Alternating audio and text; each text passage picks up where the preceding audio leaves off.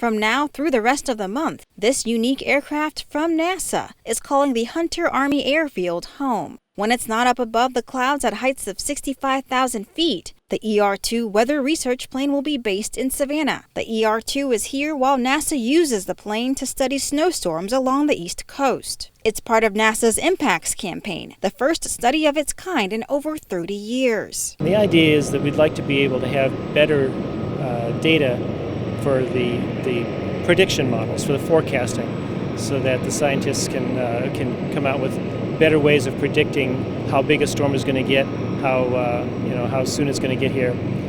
It's all about helping us do a better job of warning people ahead of time.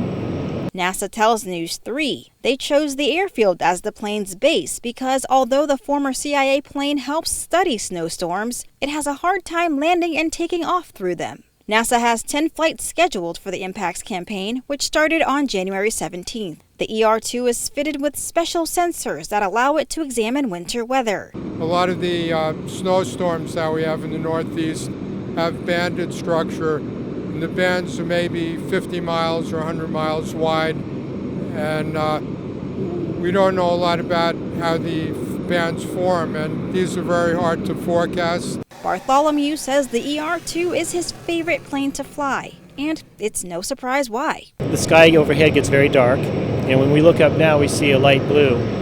When you get to 65 and 70,000 feet, that light blue becomes just a very thin band along the surface, and then above that it gets very dark very quickly to almost black overhead. So it's a really humbling vantage point actually. It reminds you of how very small and vulnerable and sort of fragile we are as human beings. The ER-2 will be at Hunter Army Airfield through March 1st. Reporting in Savannah, Ashley Williams, WSAV News 3.